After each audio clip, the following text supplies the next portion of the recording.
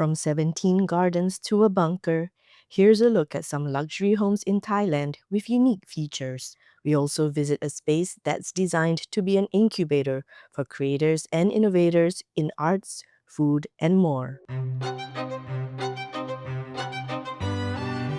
This is a place where we let color go mad, where we let art go mad. We let the gardens go a little bit wild. It's that very, very fine line between jungle chaos and dirtiness and between the tame jungle and something that feels very natural, but at the same time is very controlled.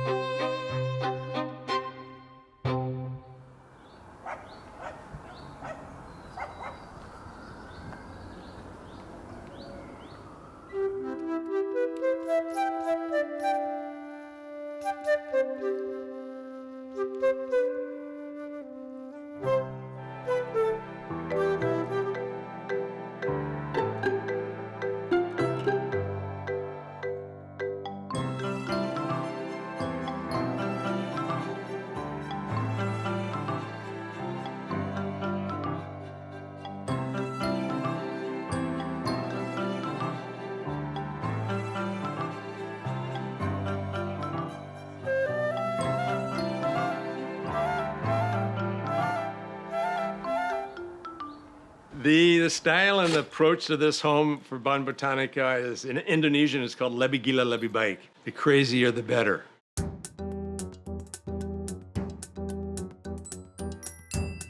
It has no bounds, it has no limits. Almost everything that we have here is recycled. That something that's old has this gravitas, has this feeling that you can't replace by the things that are brand new today. I defy you to see more than 1% of the items in this entire compound that's new.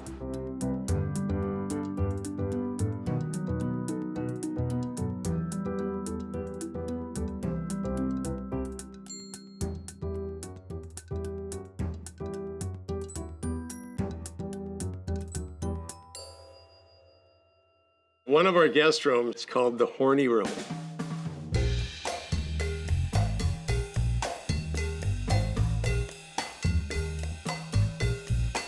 There's something like a couple of dozen beautiful, mostly Burmese, wooden carved deer heads, antelope heads, and then antelope racks.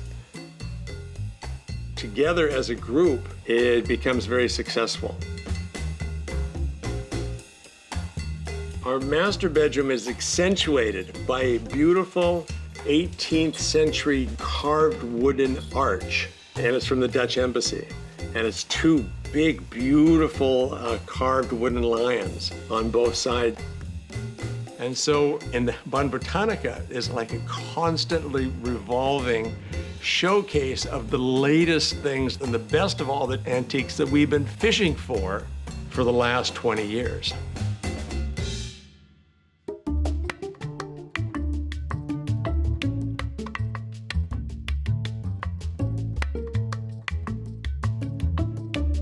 When we started this many years ago, we took over basically a shell.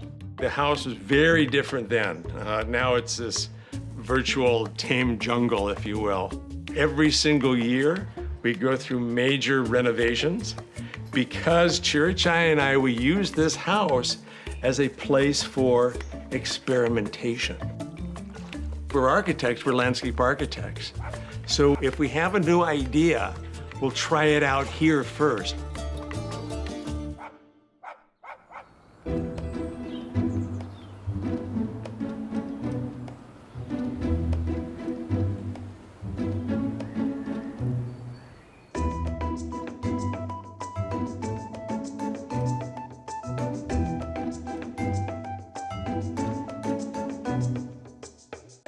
I think that the house itself, while it's small and layered, full of artwork, and what sets it apart really is the gardens.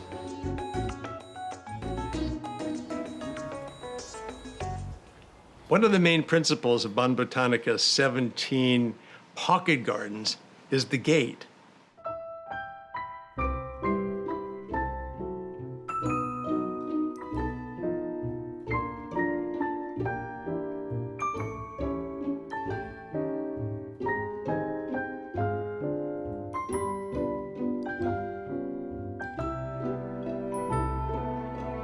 It's all about what you see every day and then how you appreciate things to put in the garden.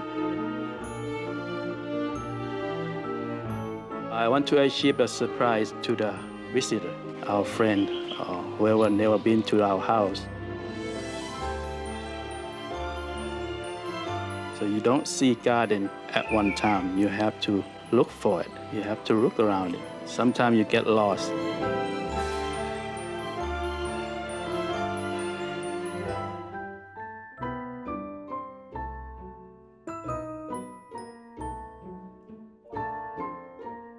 Whenever we come home from the outside, from work, when we arrive to the main door, you feel so much different. You feel so calm as you see our house full with trees.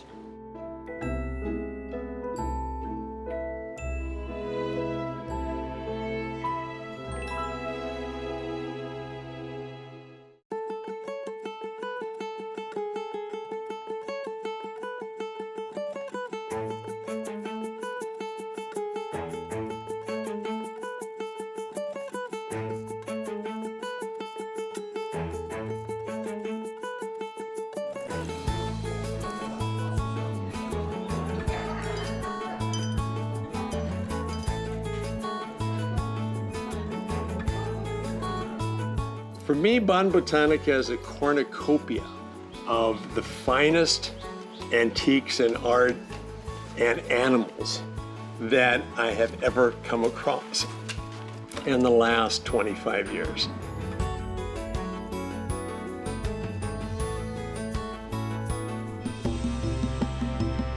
The idea from first time that I see the site, I feel like just sitting there on the lawn under the tree is only happy. So why not make everywhere blend as one? The interior blend with architecture. You see no boundary of it, and then beyond that, it engages to the surrounding around us.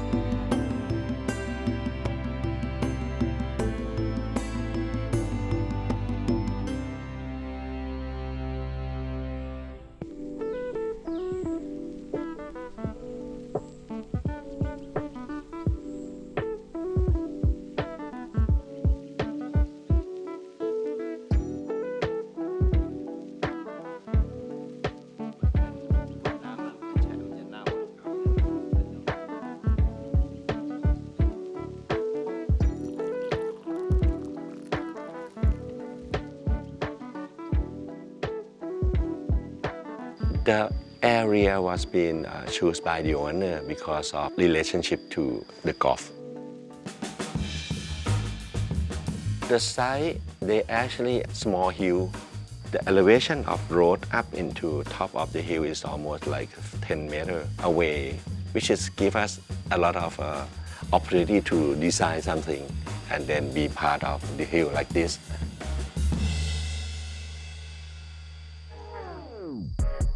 What makes the home distinctive to other house? Of course, this house is being multi-family. We have to organize them in a special way. Being part of the surrounding, being grow from the ground, and then it attaches as if it was a tree. So once the architecture is generating by flow of the tree, it makes architecture not look so blocky. So the house has a life by itself.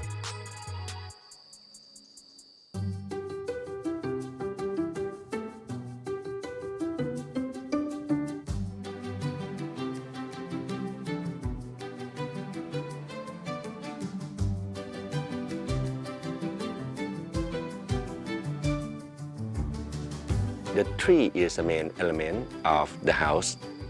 The first idea is try to keep all of them 100%. But of course we know that we cannot keep all. We have to use different techniques.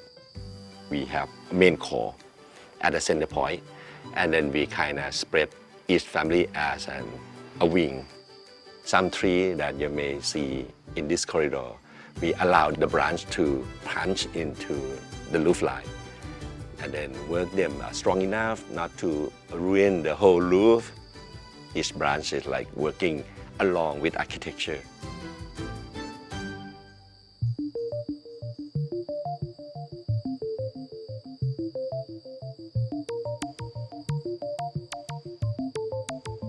The first family got 2 bedrooms up here, and then they got 3 bedrooms for the guests downstairs, and then another 2 bedrooms for family number 2. The idea of the master room, other room as well, is like boundaryless. It's blurred between inside and outside. They can open the windows, open the curtain, and then see direct to the golf course. That is his favorite kind of activity every day.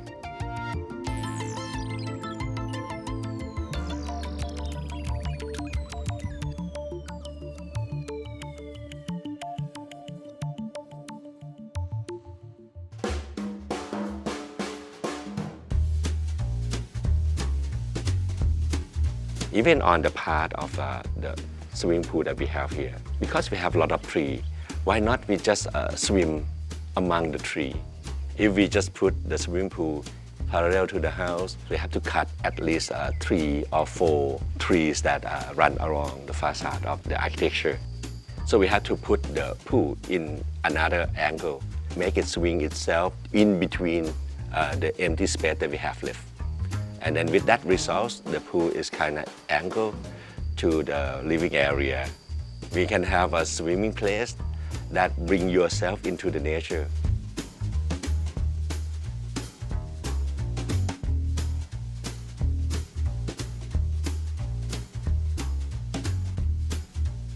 The Thai architecture, mostly in the past, rely on the craftsmanship of contractor.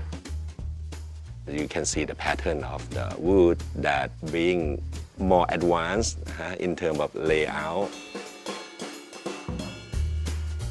So we use that skill to create those patterns that probably hard to find nowadays. We use some of the material like a brass or copper. Probably it just needed to be represent Thai senses.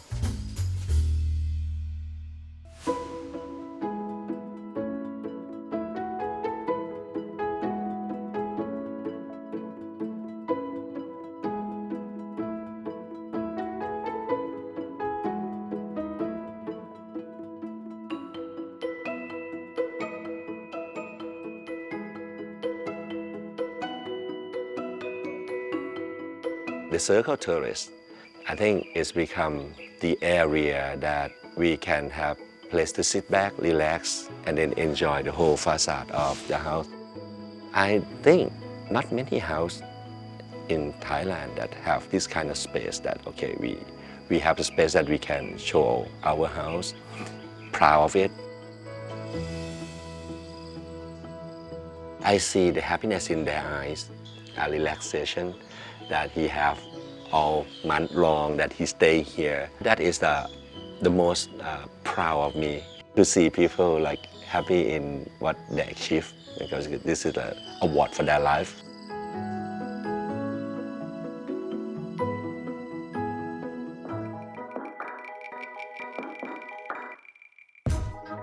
So we discussed the house have to look like ziggurat, have to look like a bunker. And people will look at the house at the first time. They may curious, what is this? It don't look like a house. But then when you get into inside, it look different from outside.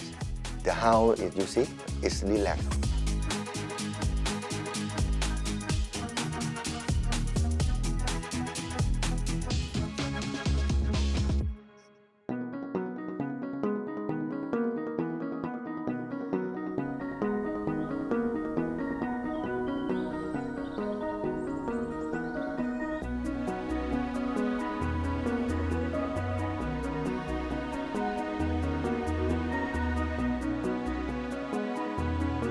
I had a dream that when I want to build a house, it has to be different have to look simple but look different.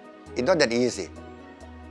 The style is modern house, but it's not just the architect's approach. This house is a kind of engineering marvel. We have a lot of engineering approach. For example, no column. You need engineer to calculate and design very well. But the most interesting, I believe, that is a swimming pool upstairs. Can you believe that what swimming pool is second floor and you still have a view in the first floor? It's not that easy. So it's not just architecture genius. I want to say it's engineering genius too that helped me to build this house.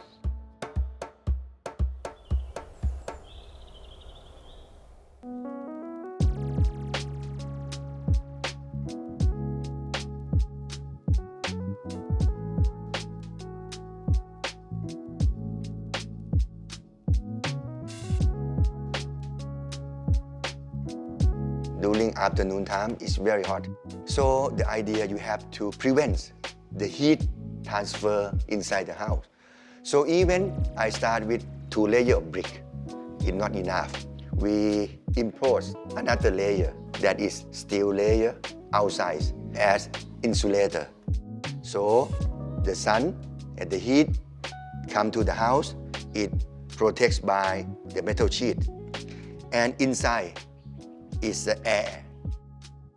It still feels not hot at all, very comfortable because of that material.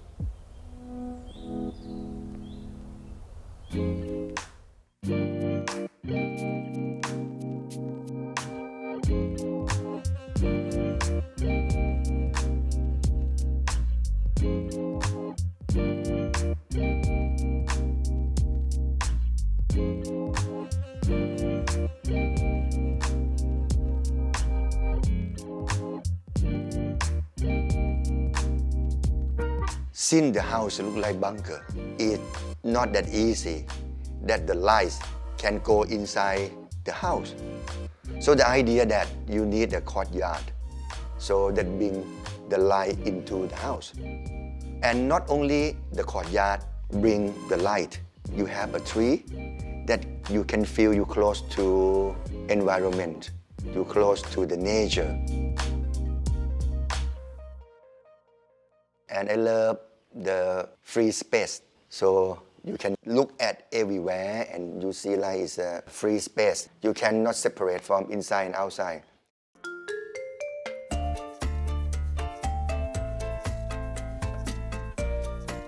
The house is built to match the living style of my family. This house we live 3 generations, we live together. My dad and my mom, I myself and my wife and our kid. Each of generation have our own space, but also we have shared space that we can live together. This is the idea of the house. For myself and my wife, we love working. We need to have working room, big table. So a lot of document, and sometimes we need this room as a meeting room. So my wife and I myself, we share the room together. And for the 3rd generation, our boy, he got his own room, the playroom.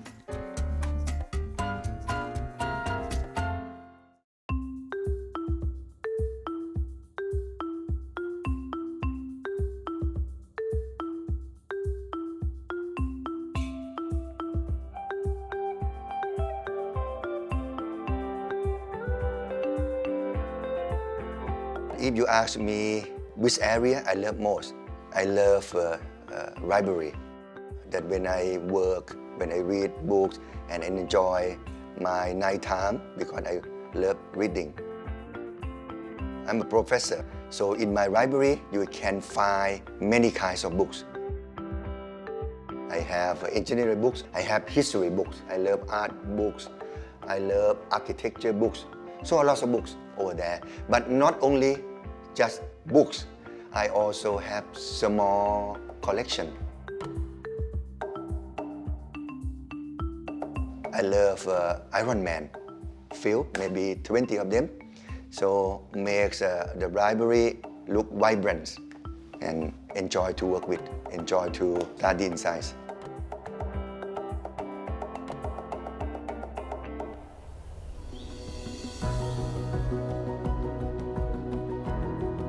The most important if you want to build your own house, it's not necessary to be luxury, to be big, but you have to make the house as your own home. You have to live well, you have to live happily with your family, someone that you love. This is the most important, and this house, they fulfill everything.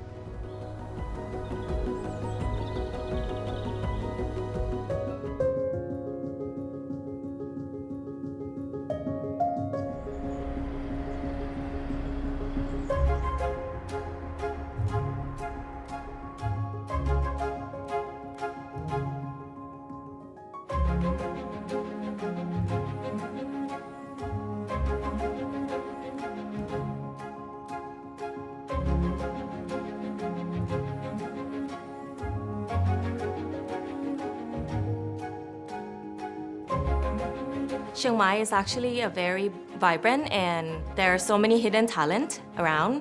But I think we're lacking as a city, a space to bring everyone together in one place. Calm Village is actually designed to be an experiment and also resonated with the idea that craft, you cannot really specify the origin of it, but it's always a combination and inspiration that are taken from other culture as well as their own. I think that's the beauty of culture, right? It's kind of always melting and blending with each other.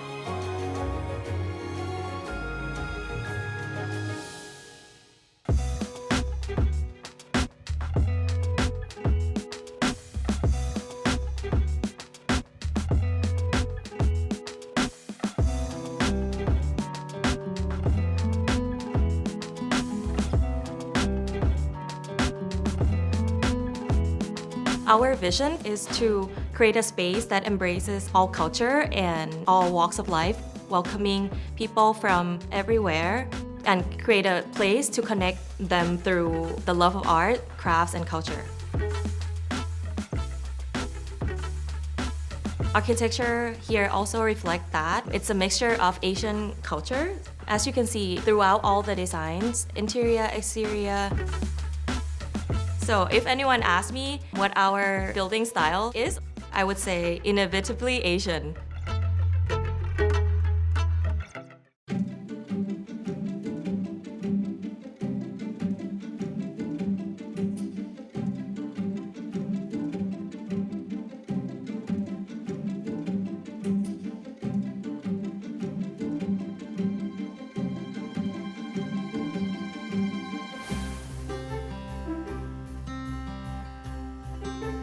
The hidden gem in Calm Village, I would say, is our archive room. It's a textile collection of my mother's that span over 30 years. She's been collecting since she was young. As you can see, our textile is sectioned in 4 different regions: the Northeast region, the Northern, the South, and the Northern Tribal textile. We also have a collection of silverware and silver jewelry that belongs to each of the region. My personal favorite is this particular necklace. Imagine someone who's 60, 70 years old and has such an amazing creativity, just looking around her and create this beautiful pieces that are of fruits and vegetables that it's her favorite.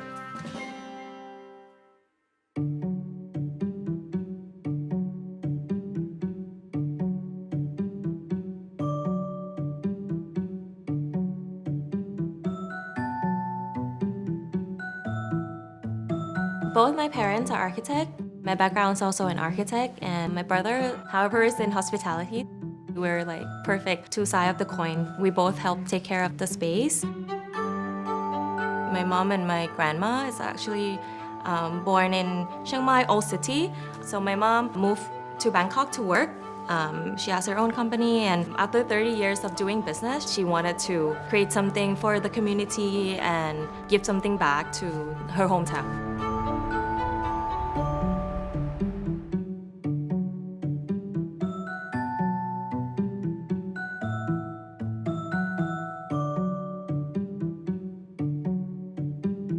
I think Chiang Mai is such a perfect place as an incubator of creativity because of its environment and the community that exists. Not only the new, upcoming, and creative people, there's also lots of traditional and artisanal community that still exists and thriving in Chiang Mai. And I think that's such an important factor that helps propel the movement forward.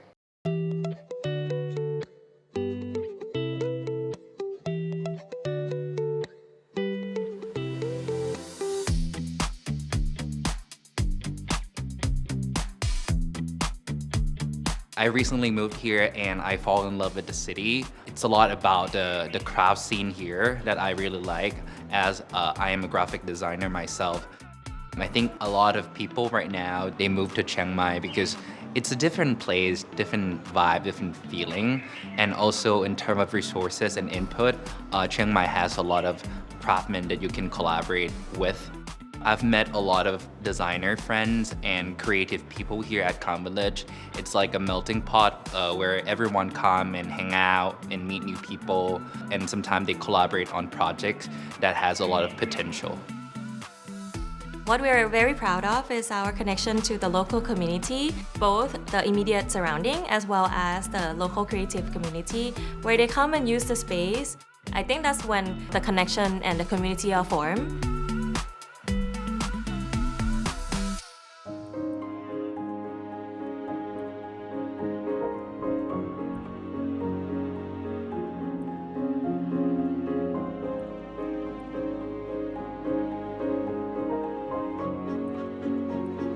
I think it is very important to preserve art, craft, and our culture. It's just a medium that a lot of people connect to each other with. You're going to the market, you're in the environment, you see all this around you, but I think it's just a matter of seeing the importance and appreciating it. This is such a pivotal moment in our time. The crafts community are dying out, and wouldn't it be such a shame that our grandchildren will never get to see all these beautiful things and hear all these beautiful stories, and what exists would just be merely in the textbook.